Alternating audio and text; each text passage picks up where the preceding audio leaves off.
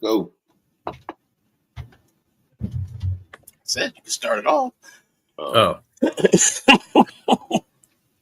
Philly Uncensored Sports Podcast. That's what we call, right? The Philly Uncensored. Did I get that right? Yeah, it's so dry. Go ahead. Let me start over. Hold on. Let me start over. We here, Philly Uncensored Sports Podcast, after beatdown by the Indiana Pacers. Game number 2 of the Big Three playing together, or starting rather. We started out Joel Embiid, Paul George, Tyrese Maxey. Game number 2 of all the Big Three playing together. Slow start. I guess we're going to get to the big story of Joel Embiid not playing the second half. Paul George didn't play well. I forget what Maxey's numbers were. Maxey was okay. 7 for 15, 3 for 5, but he was a minus 21. Paul George was a minus 29. This was a team we actually beat early in the season without Joel Embiid, and it feels like both of these teams are going in 2 different directions. It feels like Pacers starting to get it together a little bit, play a little better because they started off kind of rough. And the Sixers are going the opposite direction. They're going backwards. I thought maybe it was a chance to see the Big Three together and see if we had an opportunity to maybe try to make a run at the playoffs. We're going to get into everybody's feeling, how they feel about this team afterward, but we can get into the game. Indiana ran a lot. They kind of outran the Sixers. The pace was more of the Indiana Pacers' pace. Sometime I think as a team, we get caught up in other teams' pace instead of playing our game, but that's another story, and that's coaching. We struggled. We didn't shoot a great 3 percentage, but we didn't hit a lot of threes. Indiana was bombing away. Tyrese Halliburton got hot. Woody was like almost 50%. I think he was like 7 for 15 from 3 after the end of the game. It's a lot to talk about this game. It's hard to miss. It's hard to miss the big story with Joel Embiid getting hit in the face and not returning. It always feels like it's something with Joel Embiid. Every year we go through stretches of him being injured, how many games he's going to miss, what's going to happen, if it's his face, it's his knee, it's his hand. It just seems like there's always something going on with Joel Embiid. What they like to say, he's snake bitten. I don't know. He's just an injury. Some guys are just injury prone. We've seen this year in and year out. Football, basketball, some players just, it's tough for them to make it through a season without getting hurt. Maybe the body type's different. I don't know what the reason is. Yeah. But it looks like we're going to have to figure out a way to win some games again without Joel Embiid. Nah, we ain't. I'm done. I'm done with this team how it's staying. And it ain't even just about this, because I hear what you're saying about saying they on the way up and we looking out. We just won 4 out of 5 games. So, I mean, we was picking up our pace and our play. But tonight showed drastic flaws in this team. And it wasn't even about the fact that our young guys are athletic but not really skilled. Tyrese Maxey is predictable. He does the same thing. The whole league knows what he's going to do, and it's like they're 2 steps ahead of him. Paul George looks like he's signed on here just to hope to be the third wheel and slide under the car with Maxey and Embiid and just slide in there, collect his money, do a little something here. He's not a main. We have no main guy on this team. Joel Embiid is too soft. We're too small without Joel Embiid. We're too soft with him. So I'm all for blowing it up or doing whatever they could do. And the coaching, I don't know if these players are this bad, because I'm looking at it, even with Paul George, I've seen glimpses, and last year he played well. Maxey, we've seen Maxey ball out. Beat is beat. But I'm saying we've seen these 2 guys do it. It just seemed like this, like Nick Nurse has lost his team. Like I don't think he knows what to do with it. I don't know if it's. I'm just looking at it. I'm like, Maxey looks unspectacular. Paul George looks disinterested, and then every once in a while he do his little bump in and fade. But I give Ricky Council his props. He tried the ball, but he has no skill. He can't stop and pop. Everything he do is just run at the basket. And I mean, he's all right. He's a young boy. He can grow. KJ Martin, for real, can't. He does a lot of dumb stuff out there. But again, another young boy. The one boy I will give McCain. If Embiid had McCain's heart, McCain was concussed. He was concussed. There's no doubt in my mind, and he still was fighting to come in the game. And with Joel Embiid, listen, and I concede, and it's either I don't even. It's no way to even spin this because it's one of two things: either he's just that soft that as soon as he's out with a capital T, or he's mentally done. He's mentally he's. They talked about, they had things talking about him being talking about depression and stuff like that before and all.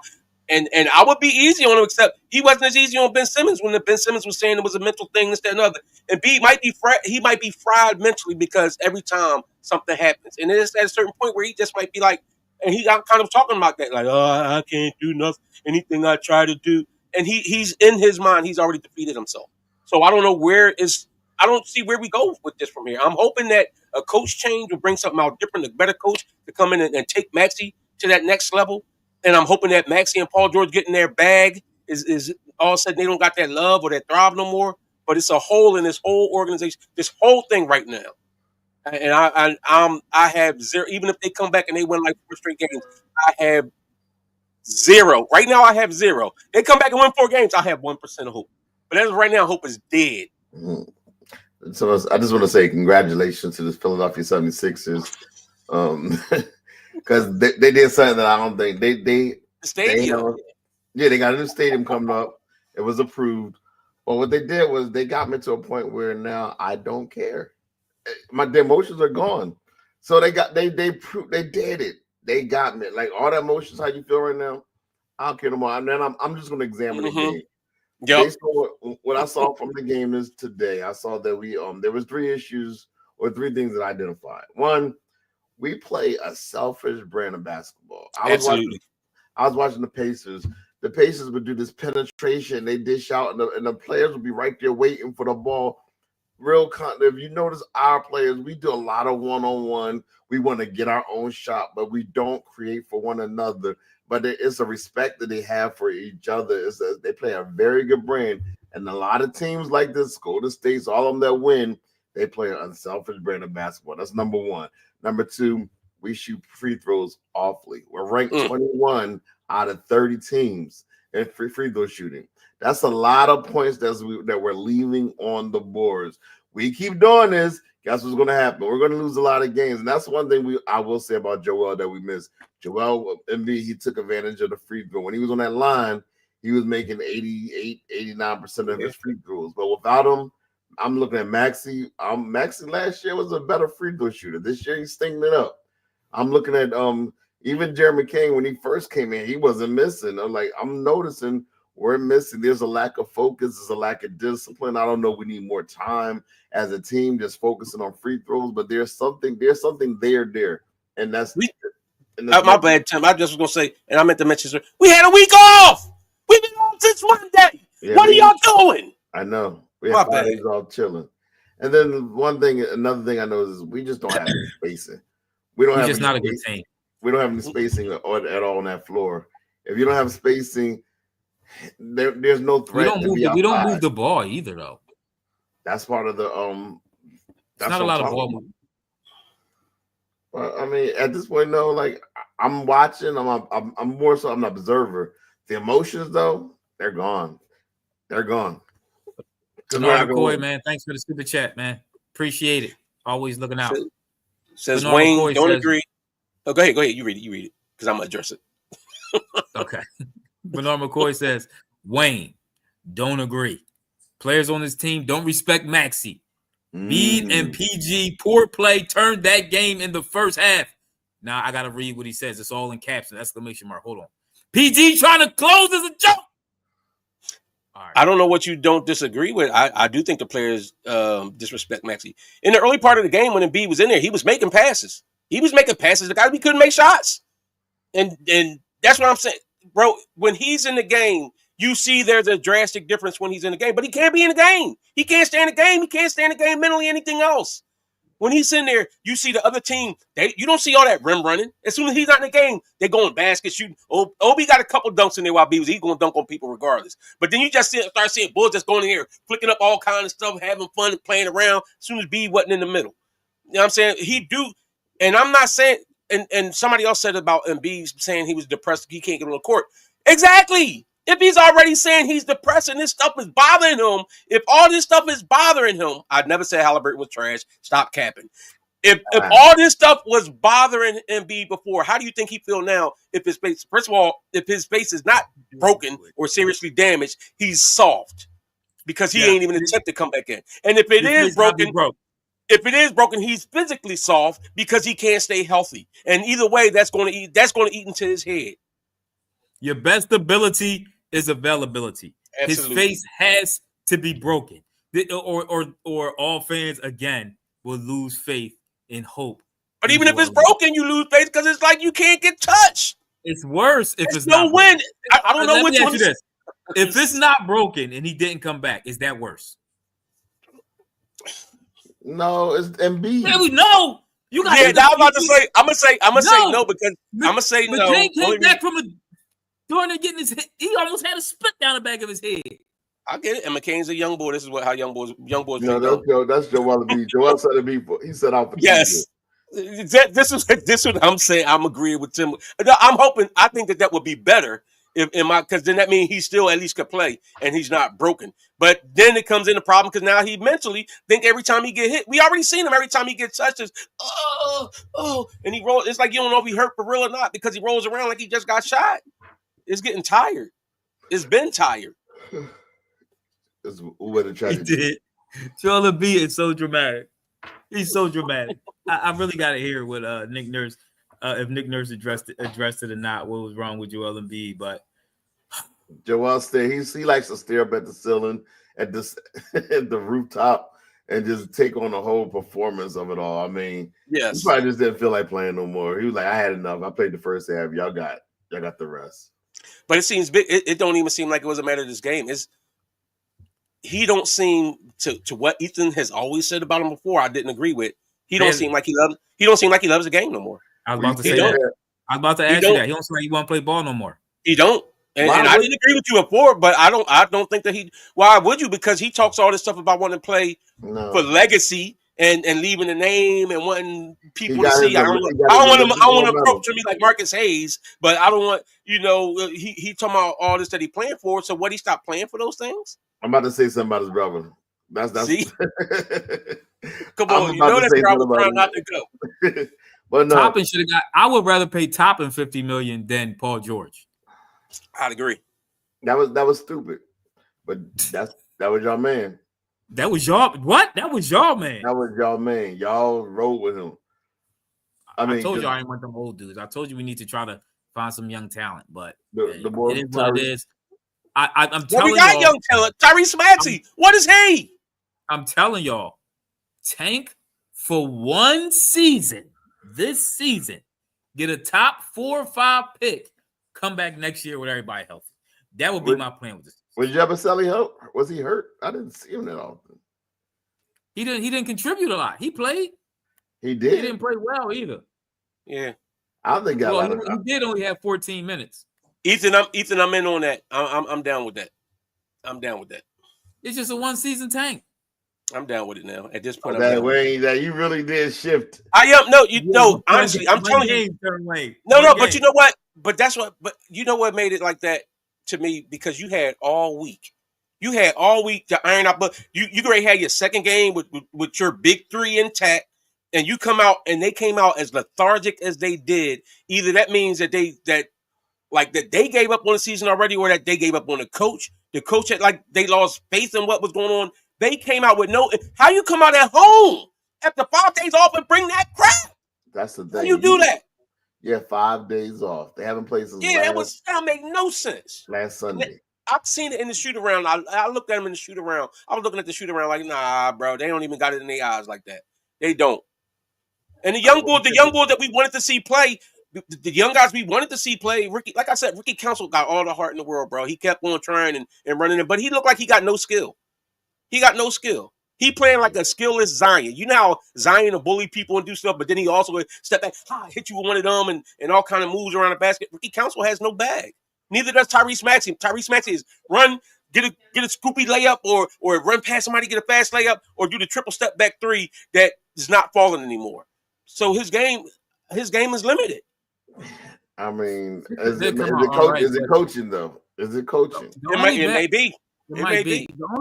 The bad part about that game is we started losing with our big three in there, and that's what I didn't like. It felt like they were still pulling away before Joel Embiid even got hurt, and I'm like, what is going on with this team? They at home. It was only the second time with the big three. You expect them to come out with a little energy, a little fire. It didn't seem like they came out like that. That's what I didn't like.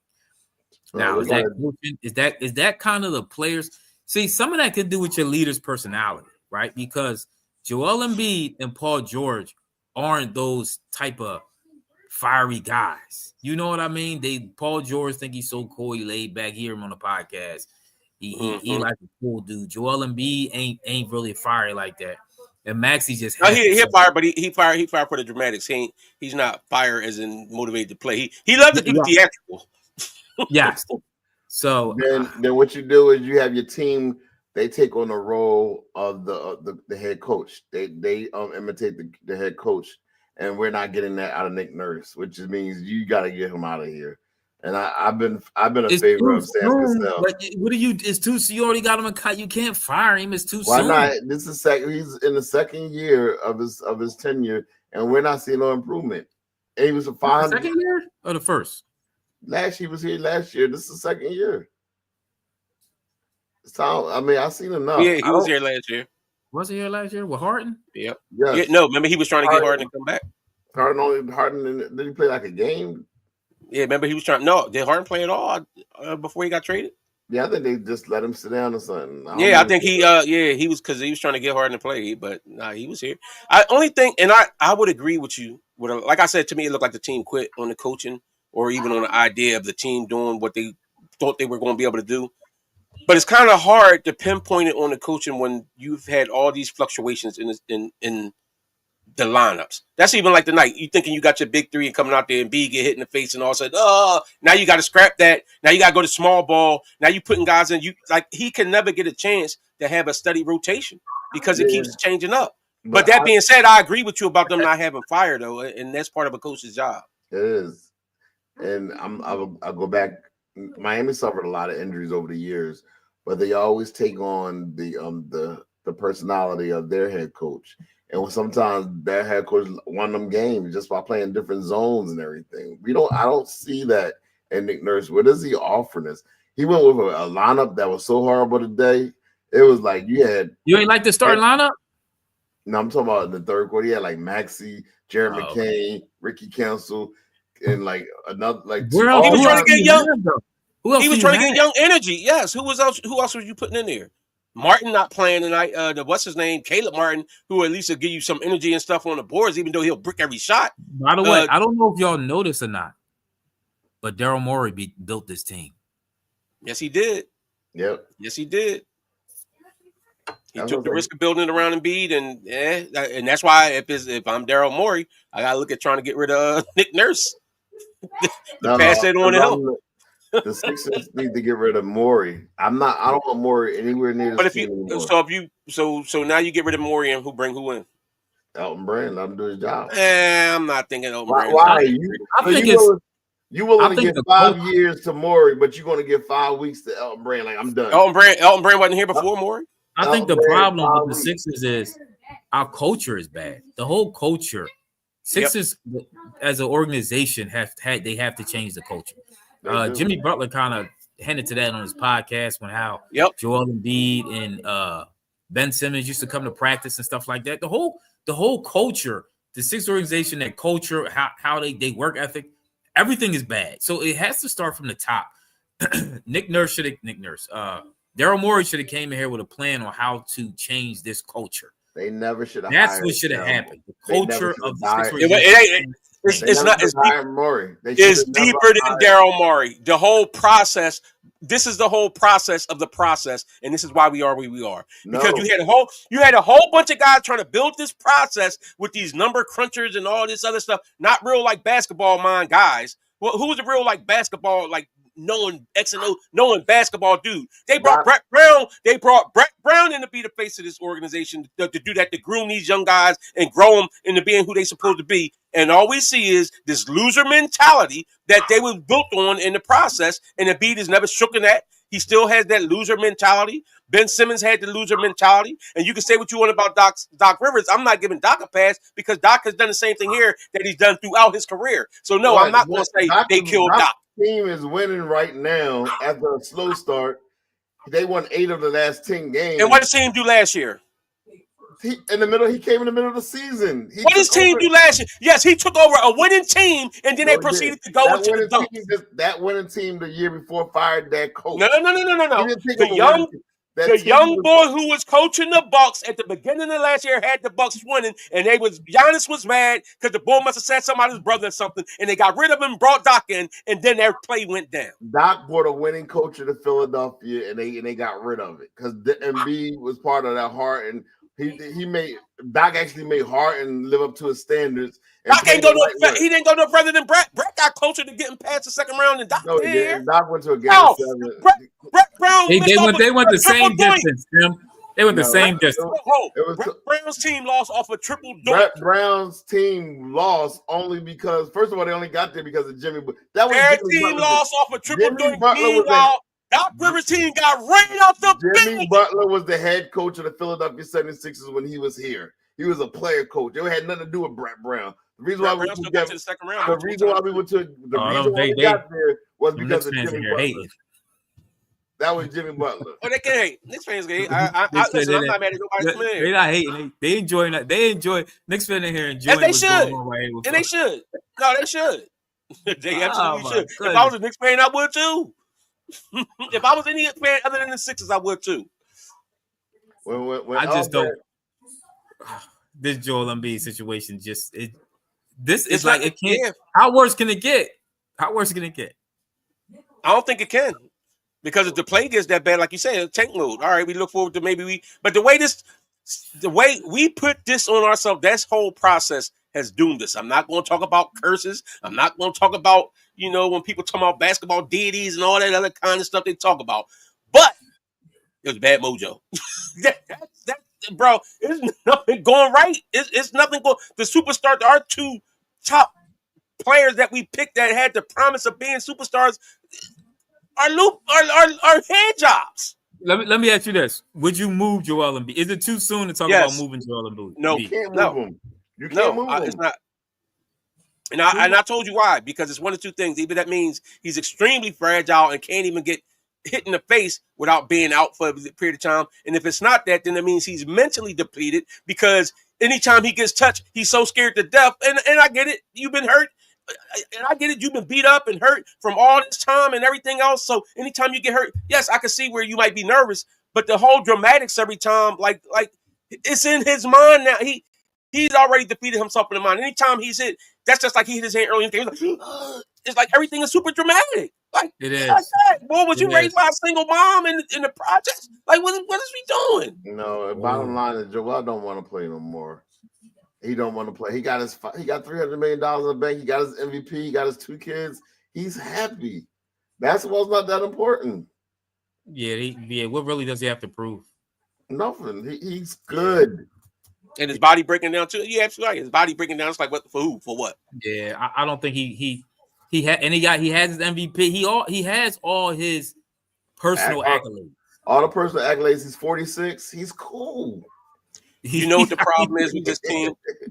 And this is one of the reasons why I kind of feel bad for Maxey, but this was Maxey's opportunity. I think Joel Embiid and Paul George both was hoping that Maxey was going to be that next up, and they just slide in. And that's why Embiid was like, Maxey's the franchise. Paul George ain't coming here to be the guy. Embiid was ready to pass the torch to Maxey. And it's not fair to Maxey the fact that he still was supposed to have y'all around and give him spacing and help him to do things. But Maxey showed like he's not. We don't got no guy on this team that's just the one or like that guy, one of them ones. And B don't got the mindset for it. he got the talent, but he don't got the mindset, and so you can't do nothing with the talent without the mindset. He don't. So yeah. We built. I told you I don't see. I kept telling you, Joel Embiid has a loser mentality. You're not going to win a championship with that type of mentality. Fair point. You can't. But I'll be watching. It's going to be a long season, fellas. It's going to be a long season. No, I agree. Maxi game is limited, but that's what I'm saying. Like I've seen him come back though. Most years he come back with something improving on his game. His finishing around the rim got better. His jump shot had got better. Step back, everything got better. But now this year, that's why, and that's one of the reasons I hear what Tim's saying about coaching, and that's why I said I'm baffled. I don't know if it's a combination of all those things or what particular thing is going on. Because even with the whole team meeting, when they had the team meeting, words got out about the team meeting. See, to me, that's a whole organization in disarray. It's not all these. That's the kind of stuff where it's like it's something horrible within that's going on, and it may be Embiid, and it may not. I don't know if it is Embiid because the only reason I say that is, all right, when y'all don't have Embiid in there, then y'all can do what y'all can do. If my thing, if Embiid was the biggest problem in that locker room, when he ain't in there, y'all should be kicking it and killing it and making it like, all right, see. The boy don't need to be here. But, I mean, I just feel like there's something, this organization, like I said, that the whole team meeting and word getting out, and this whole thing is in disarray. And you got to start, if you're going to fire Morey, all right, fire Morey. But he get off easy. He put this junk here, and now he just get to walk off with money in his pocket. Let him walk off. I'm okay with him walking off. Yeah, but, I mean, I guess you would have to go to Elton Brand and try Elton Brand, but I don't think Elton Brand can salvage this. Elton Brand also is the guy that brought us in. What's his name from that went to Boston? So if that's his worst mistake, I take it because he done won a championship and been shutting down. He traded Jimmy Butler too. He let Jimmy Butler walk too. Did he let him walk or did Jimmy? Yeah. Jimmy's only going to do what he want to do. Jimmy got himself out of Minnesota because he wanted to get out. He went out of Philadelphia. Jimmy said what it was. Somebody in the front office came down to him and said, "Would Brett be able to control him?" Exactly. And that he was like, "I'm out." Who do you think that was? So you saying if he's telling you that he's out, how is Elton Brand gonna stop him? No, if you're telling me if Elton Brand is a general manager and you come down, first of all, he spoke up. Him and Embiid spoke up for Brett Brown to come back that next year. I think if they would have let him walk and would have let Monty or somebody else be the head coach, I think that would have helped for Jimmy to stay here. The whole thing is Brett Brown wasn't going to be able to control Jimmy Butler. And to me, if you're a great GM, you say, listen, that's the talent we got. You got to make it work with him. The Sixers gave Brett Brown too much free reign earlier on in this build. They did, and they didn't give enough reign to Elton Brand. But I mean, it's over now, so I'm cool. Anyway, we lose. I'm not even gonna say a heartbreaker. I told you, the emotions are gone. We lose again. We play again. When we play again, Monday. Yeah.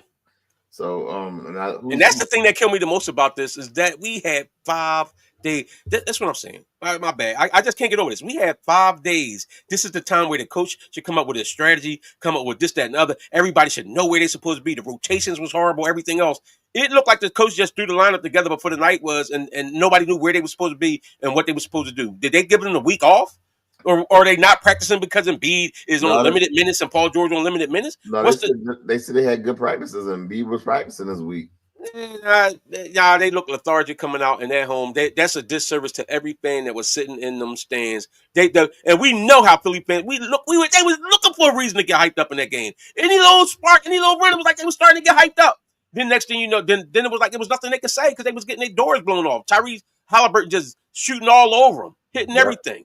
Yeah, playing when he was driving into the paint, just finger rolling, scooping around people, especially when B came out. It's frustrating. I don't see no young superstar on this team, and I see 2 past their prime, one past his prime star, and one superstar who's mentally checked out. Yeah, physically and mentally checked out, and so this team is doo-doo juice.